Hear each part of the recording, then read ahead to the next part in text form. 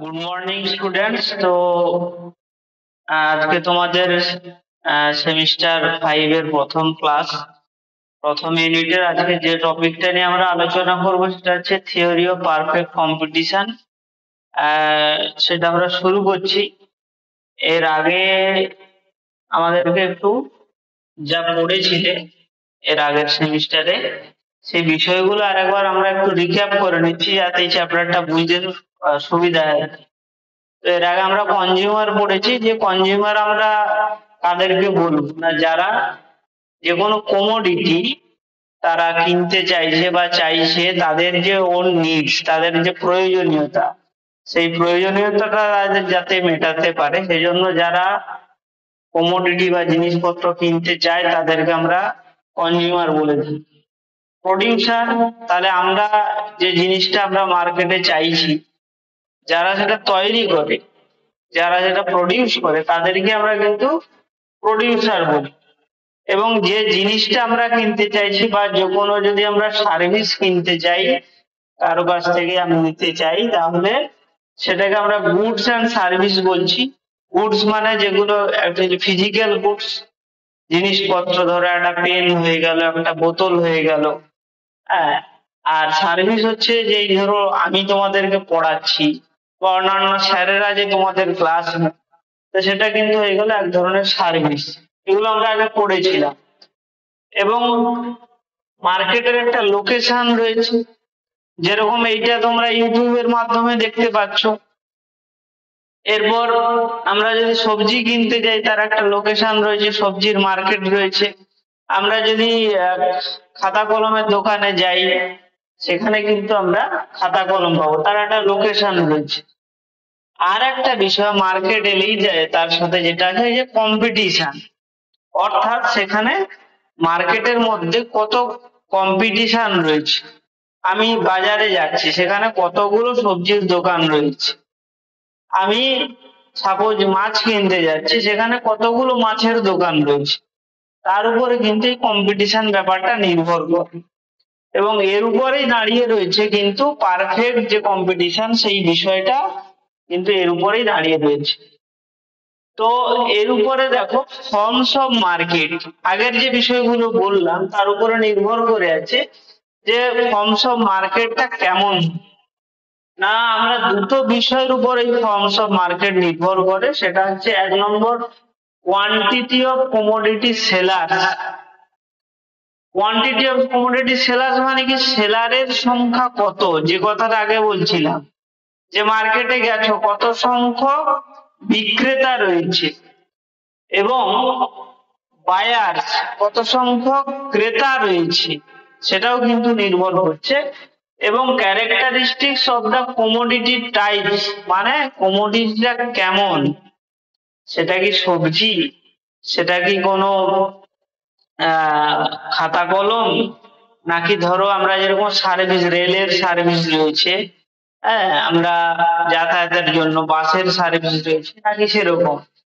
ফলে এই দুটো বিষয়ের উপর দেখো, এখানে কিন্তু মার্কেটকে আমরা চার ভাগে ভাগ করছি সাধারণত। সেটা হচ্ছে এক নম্বর হচ্ছে পারফেক্ট কম্পিটিশন, দুই হচ্ছে মনোপলি কম্পিটিশন, মনোপলিস্টিক কম্পিটিশন, এবং অলিগোপলি মার্কেট। এই যে শেষের তিনটে, মনোপলি কম্পিটিশন, মনোপলিস্টিক কম্পিটিশন এবং অলিগোপলি মার্কেট, এগুলো কিন্তু অ্যাকচুয়ালি ইমপারফেক্ট কম্পিটিশন বা ইমপারফেক্ট মার্কেট। একমাত্র হচ্ছে পারফেক্ট কম্পিটিশন, যেটা হচ্ছে একটা আলাদা জিনিস। আর এই তিনটে কিন্তু ইমপারফেক্ট কম্পিটিশনের মধ্যে পড়ছে। তো কেন পড়ছে সেটা আমরা পরবর্তী ক্ষেত্রে আমরা জানবো, যে এই যে পারফেক্ট কম্পিটিশন, সেটা কিন্তু নির্ভর করেছে এই দুটো বিষয়ের উপর। কোয়ান্টিটি মানে ক্যারেক্টারিস্টিক্সটা কেমন কমোডিটির, আর হচ্ছে কতগুলো সেলার বা বায়ার মার্কেটের মধ্যে রয়েছে, তাকে ভিত্তি করেই কিন্তু এই ভাগটা করা হয়েছে। তাহলে পারফেক্ট কম্পিটিশন আমরা কাকে বলছি, না এই মার্কেট স্ট্রাকচার পারফেক্ট কম্পিটিশন বলা হচ্ছে যেখানে দেখো, describe a scenario where there is a substantial number of buyers and seller, যেখানে অনেক সংখ্যক বায়ার এবং সেলার রয়েছে, যেটার উপর ভিত্তি করে অ্যাকচুয়ালি ভাগটা হয়েছে। এবং সেখানে এই অনেক সংখ্যক বায়ার সেলার থাকার ফলে কি হচ্ছে না, আমি কোনো একটা যে বায়ার সে কিন্তু মার্কেটের যে প্রাইস দাম সেটা কিন্তু নিয়ন্ত্রণ করতে পারবে না। এবং যেহেতু অনেক সেলার রয়েছে ফলে সেলাররাও কিন্তু ইনফ্লুয়েন্স করতে পারবে না। অর্থাৎ আমি যদি বায়ার হই, আমি যেমন কারো কাছ থেকে একটা জিনিসের উপর বেশি দাম নিতে পারবো না, কারণ বেশি দাম নিলে তখন কিন্তু পাশে আমার যেহেতু আরো অনেক সংখ্যক সেলার রয়েছে, তাহলে আমার যে বায়ার সে কিন্তু অন্য একজন সেলারের কাছে চলে যাবে। আবার বায়াররাও যেহেতু অনেক আছে, ফলে তুমি যদি না নাও আমার কাছ থেকে, অন্য আরেকজন বায়ার এসে নিয়ে যাবে। সেই কারণে এটাকে পারফেক্ট কম্পিটিশন বলা হচ্ছে। কোনো বায়ার বা কোনো সেলার কিন্তু মার্কেটের উপর কোনো রকম ইনফ্লুয়েন্স বা জবরদস্তি কিন্তু করতে পারবে না, সেই কারণে এটা পারফেক্ট কম্পিটিশন একে বলা হচ্ছে। এর কি কি ফিচার রয়েছে, এর আমরা যদি অনেকগুলো ফিচারের মধ্যে 7টা মেন ফিচার যদি আমরা বলি, সেটা হচ্ছে যে 1 নম্বর আমরা যেটা নিয়ে আলোচনা করছি যে large number of buyers and seller. 2 হচ্ছে হোমোজিনিয়াস প্রোডাক্ট, মানে আমার কাছে যে জিনিসটা আছে, যে এতগুলো সেলারের কথা বললাম, সবার কাছে একই ধরনের জিনিস থাকবে, প্রোডাক্টটা একই হবে।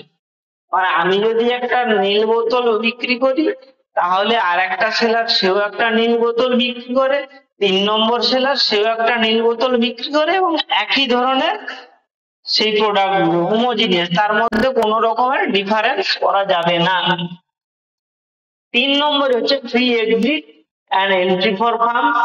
4 নম্বরে perfect knowledge among buyers and sellers, এবং হচ্ছে perfect mobility of factor of production, এবং no promotional and selling cost. এই বিষয়গুলো আমরা পরপর আসবো। তো প্রথমে যেটা 1 নম্বর আমরা ধরেছিলাম, এটা নিয়ে দীর্ঘ আলোচনা হয়েছে যে large number of buyers and sellers থাকবে। ফলে কেউ কিন্তু মার্কেটের উপর যে জবরদস্তি বা মার্কেটের উপর নিয়ন্ত্রণ সেটা কিন্তু করতে পারবে না। হোমোজিনিয়াস প্রোডাক্ট বললাম যে একই ধরনের জিনিস মার্কেটের মধ্যে থাকবে। এর সাথে আছে দেখো free exit and entry for firms. এই বিষয়টা কিন্তু একটা খুব গুরুত্বপূর্ণ বিষয়, যে ফার্ম এবং ফার্মের সে কিন্তু চাইলে ঢুকতে পারে এবং চাইলে বেরিয়ে যেতে পারে। এই বিষয়ে তার উপর কেউ দখলদারি, তার উপর কেউ নিয়ন্ত্রণ করতে পারে না। যেমন ধরো আমরা যদি সাধারণ মার্কেটে যাই, যে তুমি যদি একটা দোকান দিতে চাও, একটা নতুন সেলার এসছো, তুমি একটা দোকান দিতে চাইছো, তাহলে কিন্তু সেখানে কি সহজেই তুমি যেখানে খুশি দোকান দিতে পারবে? সেটা কিন্তু পারবো না, মানে বাস্তবে এই ব্যাপারটা হয় না। আবার কিছুটা হয়, ধরো যে একটা সবজি মার্কেট, সেখানে অনেকে সবজি বিক্রি করতে আসে, ফলে আমি কিন্তু একজন কৃষক, সে হয়তো কোনোদিন মনে করলো তার অনেক সবজি ফলেছে, ফলে সেটা নিয়ে সে বাজারে গিয়ে বসলো। তো এই ব্যাপারটাও কিন্তু হতে পারে।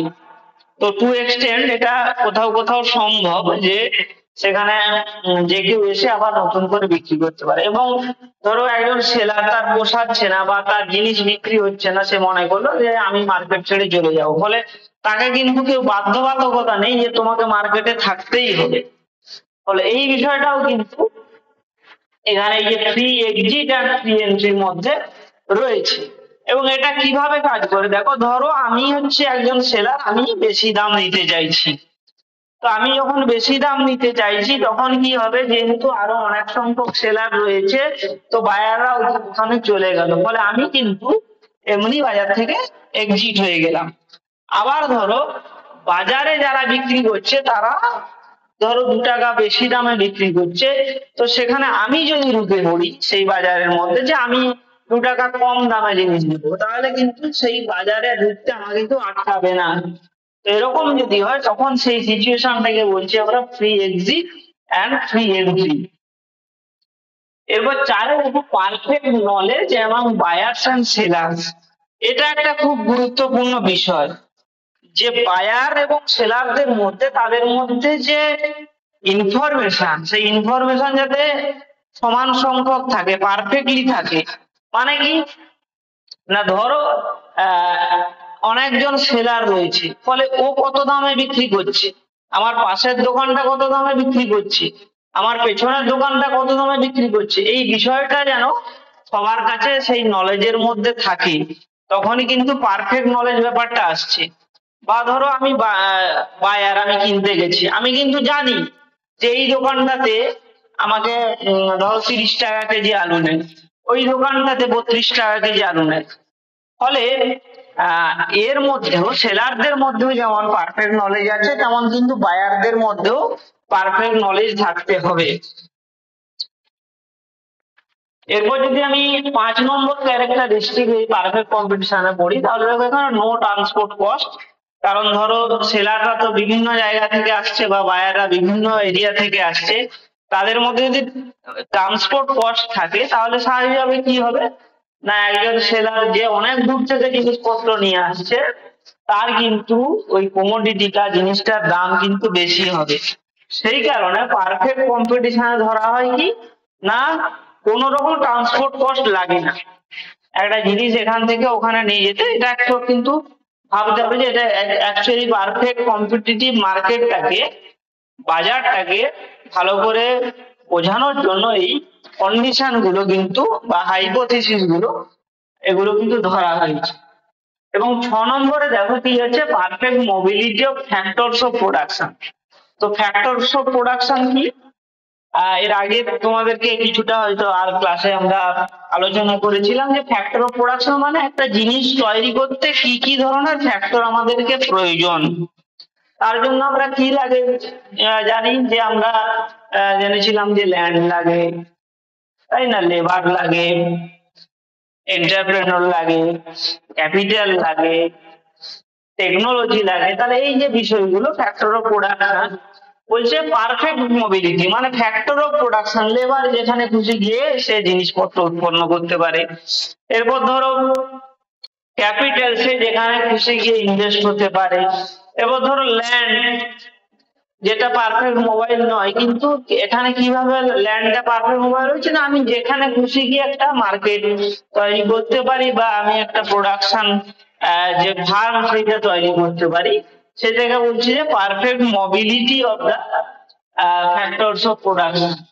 এবং যেটা 7 নম্বর, no promotional and selling cost. No promotional and selling কস্টটা কি না, এখানে বায়ারকে ইনফ্লুয়েন্স করার জন্য কোন ধরনের অ্যাডভার্টাইজমেন্ট বা কারো পুশ সেলিং যেটাকে বলা হয় সেইটা করা হচ্ছে না। মানে ধরো টিভি খুললাম, সেখানে দেখানো হবে না যে এই জিনিসটা ভালো, ওই জিনিসটা খারাপ। হ্যাঁ, কোন রকম অ্যাডভার্টাইজ মার্কেটের মধ্যে থাকবে না যে এই জিনিসটা যাতে লোকে কিনতে চায়, জোরপূর্বক তাকে ইনফ্লুয়েন্স করা যায় বায়ারকে, সেই বিষয়টাও কিন্তু থাকবে না। ফলে এখানে কিন্তু সেলিং কস্ট মানে বিক্রি করার জন্য যে আলাদা কস্ট, সেইটা যাতে না থাকে, তো সেইটাকেই বলা হচ্ছে no promotional and selling cost কিন্তু এখানে রয়েছে। তো এই বিষয়গুলো আমরা পরপর যে 7টা ক্যারেক্টারিস্টিক্স আমরা আলোচনা করলাম, এরপর একটু ভেবে দেখতে হবে যে আসলে কি এই পারফেক্ট কম্পিটিটিভ মার্কেট বাস্তবে রয়েছে কিনা। এটা যদি একটু ভেবে দেখো যে আমরা 7খানা যে অ্যাজাম্পশন করলাম বা হাইপোথিসিস করলাম, যে এই বিষয়গুলো কি আদৌ কাজ করে বাস্তবে, সেইটা কিন্তু একটু ভেবে দেখার বিষয়। এইটা যদি আমরা একটু ভাবতে থাকি তাহলে কিন্তু আমরা বেশ কিছু উত্তর পাবো যে আসলে এটা একটা হাইপোথেটিক্যাল মার্কেট, এটা একটা মানে মানুষের চিন্তার বিষয়, ভাবনার মধ্যে এটা কাজ করে এটা উঠে এসছে। বাস্তবে যদিও কিন্তু নেই বা দেখা যায় না পারফেক্ট কম্পিটিটিভ মার্কেট, তবু যদি আমরা আমাদের যে এলাকার যদি একটু সবজি মার্কেটের দিকে তাকাই, তাহলে কিন্তু সেখানে to some extent perfect competition কাজ করে। যে কথাটা আমি আগে আলোচনা করছিলাম। ফলে সেটা কিন্তু তোমরা একটু ভেবে দেখতে পারো যে ফুলকপি, ধরো শীতকালীন সবজি আমরা যদি দেখি, সেখানে কিন্তু আমরা যদি একটা বড় মার্কেটে যাই ভেজিটেবল, সেখানে দেখা যাবে যে 15টা 20টা দোকান, সবজি দোকান রয়েছে, তাদের ফুলকপি সেখানে রয়েছে। এবং অলমোস্ট যেহেতু ফুলকপি গুলো একটা মান্ডি থেকে আসে, সেই ফুলকপি গুলো দেখতেও একই রকম হয়। ফলে আমাদের যে অ্যাজাম্পশন ছিল যে হোমোজিনিয়াস প্রোডাক্ট, সেটা কিন্তু রয়েছে। এবং মোটামুটি তুমি যদি দেখো, আমরা যদি দেখি যে তাদের কাছে কিন্তু দামগুলো প্রায় হচ্ছে সেম।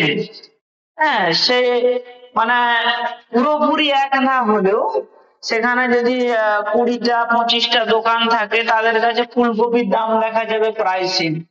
ফলে এখানে কিন্তু টু সাম এক্সটেন্ট কিছুটা হলেও এই যে পারফেক্ট কম্পিটিশন ব্যাপারটা এই সবজি মার্কেটের মধ্যে কিছুটা হলেও কাজ করে। হ্যাঁ, তবে সেটা একটু বড় সবজি মার্কেট হতে হবে, না হলে যদি আমরা ছোটখাটো যেগুলো আমাদের বাড়ির কাছে বসে বা একটা দুটো দোকান আছে, সেখানে কিন্তু তারা আমাদেরকে ইনফ্লুয়েন্স করে দিতে পারে যে বেশি দাম, যেটা হয়তো হওয়ার কথা নয়, তার থেকেও বেশি দাম হয়তো তারা নিতে পারে।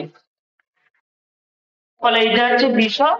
তো আমরা যদি একটু সামারি হিসেবে আজকের ক্লাসটা আমরা বলতে চাই যে আমরা পারফেক্ট কম্পিটিশন নিয়ে আলোচনা করছিলাম, এবং দুটো বিষয়ের উপর, যে একটা কমোডিটি মার্কেটে বায়ার্স এন্ড সেলার্স কত সংখ্যক আছে, ফার্স্ট বিষয়। এবং সেকেন্ড বিষয় হচ্ছে ক্যারেক্টারিস্টিক্স অফ কমোডিটিটা কেমন। তো সেটাকে যেরকম এই বিষয়টা আরেকটু বলে দিই যে ক্যারেক্টারিস্টিক্স অফ কমোডিটিটার বিষয়, যে বিষয়টা, যে ধরো রেলের সার্ভিস, সেখানে তোমাকে কিন্তু বা আমাকে কিন্তু ইন্ডিয়ান রেলের উপরেই নির্ভর করতে হবে। সেখানে কিন্তু মানে সেলার কিন্তু একজনই, ইন্ডিয়ান রেলওয়ে।